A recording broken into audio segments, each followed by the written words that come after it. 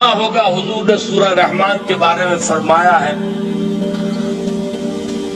سورۃ الرحمن عروس القرآن۔ یہ سورہ رحمان جو ہے یہ قرآن کی دلہن ہے۔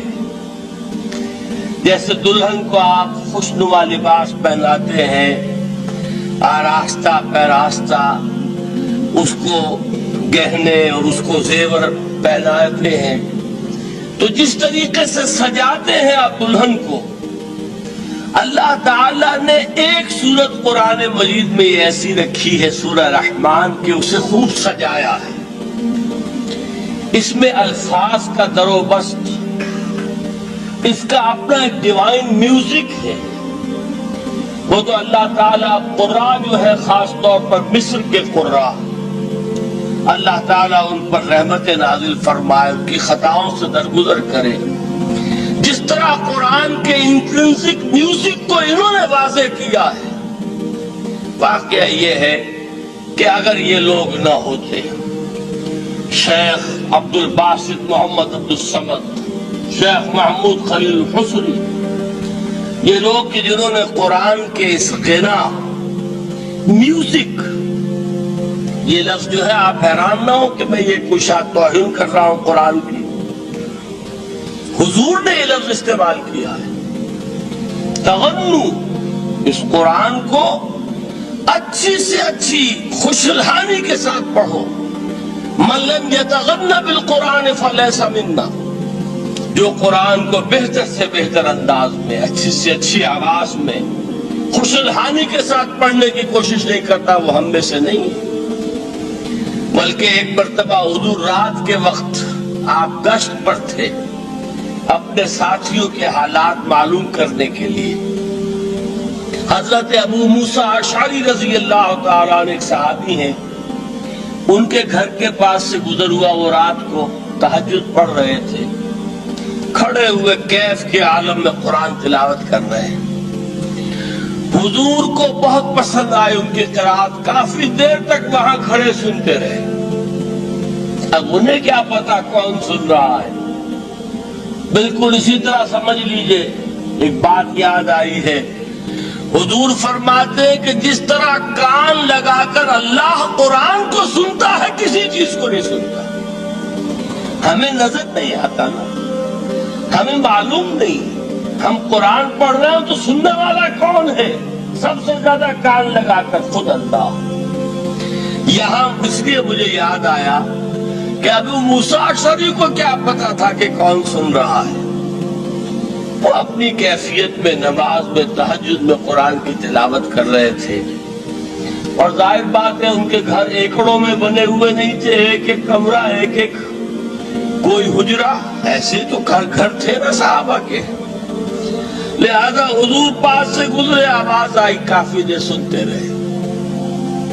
اس کے بعد آپ تشریف لے گئے، صبح فجر میں ملاقات ہوئی تو حضور نے تحسین کے انداز میں فرمایا، یا ابا موسیٰ انک قد اوتیت مزمارا من مزامیر آل داؤد۔ اے ابو موسیٰ، تمہیں تو آل داؤد کے سازوں میں سے ایک ساز اللہ نے عطا فرما دیا ہے۔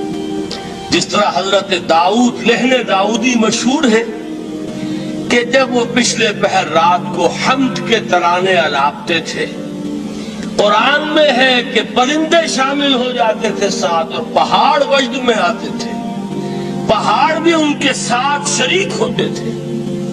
تو جس طرح کا اللہ نے ان کو لہن عطا فرمایا تھا، حضور نے تحسین کے انداز میں فرمایا ہے، ابو موسیٰ اشعری، اللہ نے تمہیں بھی آل داؤد کے سازوں میں سے ایک ساز عطا فرمایا۔ بہرحال قرآن مجید کا جو یہ میوزک ہے، قرآن کے الفاظ کا جو حسن ہے، جہاں تک حسن معنوی ہے وہ تو ہر لفظ میں ہے، لیکن یہ حسن ظاہری، حسن صوتی، حسن لفظی، یہ اپنے کلائمیکس پر آپ کو نظر آئے گا سورہ رحمان میں۔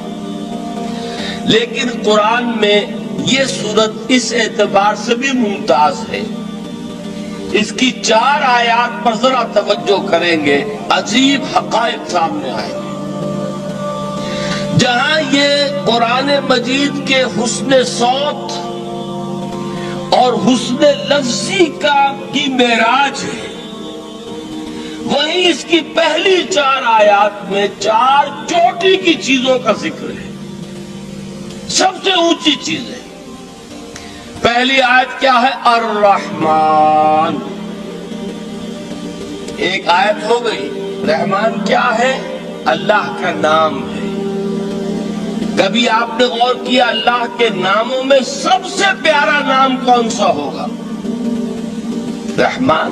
کیوں؟ اس کا مادہ کیا ہے؟ رحمت۔ ہمیں سب سے بڑھ کر جس چیز کی ضرورت ہے وہ کیا ہے؟ رحمت خداوندی۔ نام اچھی طرح سن لیجئے اس حضور کے قول کو۔ حضور فرماتے کوئی شخص جنت میں مجرد اپنے عمل کی بنیاد پر داخل نہیں ہو سکے گا جب تک کہ رحمت خداوندی دستگیری نہ کرے۔ کسی صحابی نے بڑی ہمت اور جرأت کا ثبوت دیا کہ پوچھ لیا کیا حضور آپ بھی؟ جب آپ نے فرمایا کوئی شخص داخل نہیں ہو سکتا جنت میں محض اپنے عمل کی بنیاد پر جب تک کہ رحمت خداوندی جو ہے وہ دستگیری نہ فرمائے۔ پوچھا گیا کیا آپ بھی؟ آپ نے فرمایا ہاں میں بھی۔ آپ انداز کیجئے کہ اگر محمد الرسول اللہ بھی رحمت خداوندی کے ضرورت مند ہوں تو تاب دیگرا چے رسد، ہماری تو سب سے بڑی ضرورت رحمت خداوندی۔ اب یہ رحمت جو ہے قرآن مجید میں اللہ تعالی کی یہ شان 2 الفاظ کے ذریعے سے آتی ہے، رحیم اور رحمان۔ اور کوئی مادہ نہیں ہے جس سے 2 نام بنتے ہوں اللہ کے، لیکن یہ مادہ ہے واحد رحمت کا کہ جس سے رحمان بھی ہے رحیم بھی ہے۔ رحیم صفت مشبہ ہے، رحمت دائم ہو جائے گی، مستقل ہوگی تو رحیم کہیں گے، اور رحمان اس میں رحمت کی ہے وہ شان ہے کہ جیسے ٹھاٹھے مارتا ہوا سمندر ہو، ہیجان کی کیفیت، طوفانی کیفیت، رحمت خداوندی کا طوفانی جوش، وہ ہے رحمان۔ آپ تو رہتے اس علاقے میں ہیں، آپ کو معلوم ہے عرب اگر بھوکا مرا جا رہا ہو تو کیا کہے گا؟ انا جوعان۔ پیاسا مرا جا رہا ہو انا عطشان۔ بہت غضبناک ہوگا غضبان، غضبان آصفہ قرآن میں آیا ہے، بہت غضبناک۔ رحمان جس کی رحمت جو ہے جوش میں ہے، ٹھاٹھے مارتے ہوئے سمندر کے پانی۔ تو یہ اللہ تعالی کے ناموں میں سب سے پیارا نام۔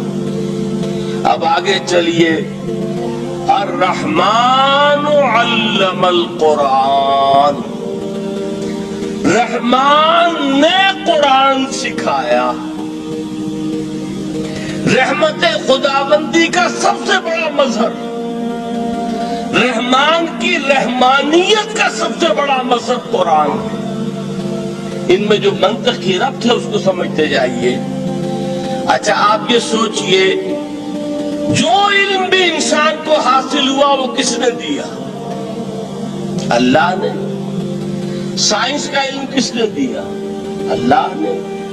علم آدم الاسماء کلہا، وہ علم الاسماء جو حضرت آدم کو دے دیا گیا تھا ازل میں، یہ اسی کا ظہور ہے، یہ اسی کی ایکسفولیشن ہے جو ہو رہی ہے اور ہوتی رہے گی ابھی۔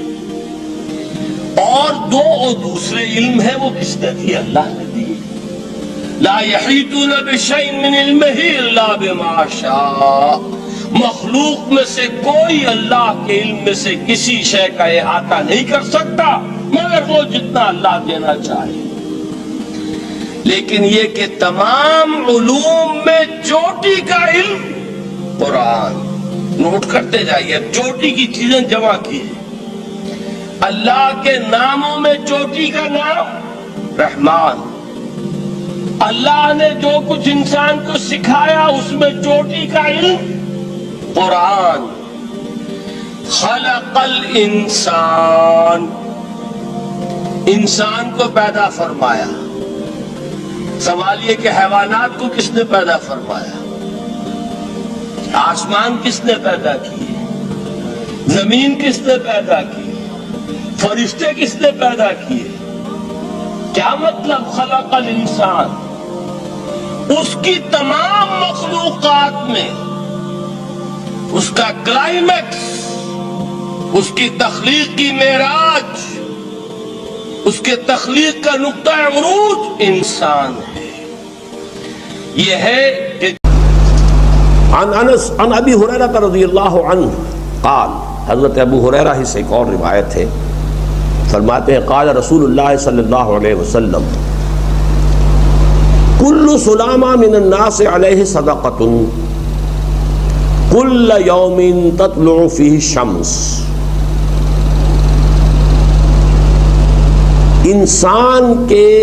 انسانوں کے ہر جوڑ پر ایک صدقہ واجب ہے.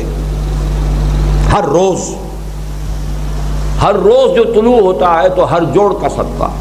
یہ انگلی کا جوڑ ہی اگر لاک ہو جاتا، آج صبح آپ اٹھتے ہو یہ لاک ہے تو کیا ہوتا؟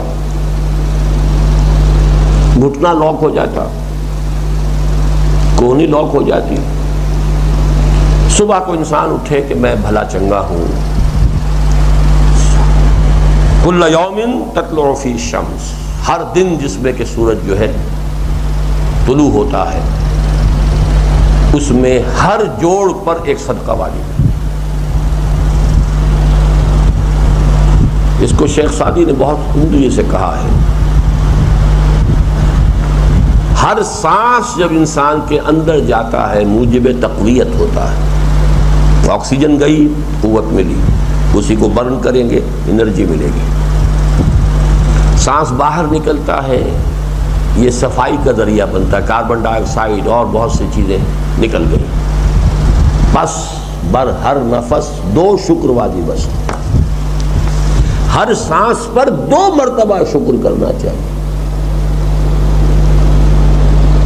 ہر سانس اندر گیا موجب تقویت، باہر بنا موجب تنقیح. لہذا پس بر ہر نفس 2 شکر واجب. بس تقریباً اسی طرح کا یہ معاملہ ہے. لیکن اب یہ کیسے صدقے ہوں گے؟ اس صدقے ہی کے جیسے کہ پہلے آ چکا ہے اسی کی یہ تعریف میں ہے. تعدل بین اثنین صدقۃ، 2 آدمیوں کے درمیان عدل کراؤ، فیصلہ کرا دو عدل کے ساتھ، یہ بھی صدقہ ہے.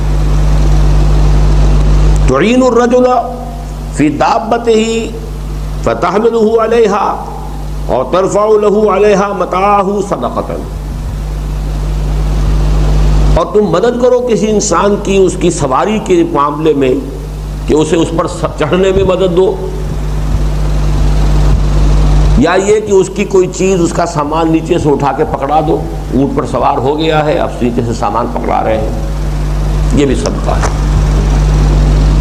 والکلمۃ الطیبۃ صدقۃ، ہر پاک بات جو اپنی زبان سے نکالو گے وہ صدقہ ہے. فلیقل خیرا او لیصمت، بات صحیح کرے، اچھی کہے یا خاموش رہے. تو ہر اچھی بات جو زبان سے نکلتی صدقہ ہے. وبکل خطوۃ تمشیہا الی الصلاۃ صدقۃ، اور ہر قدم جو وہ نماز کے لیے جاتا ہے تو اٹھاتا ہے یہ صدقہ ہے.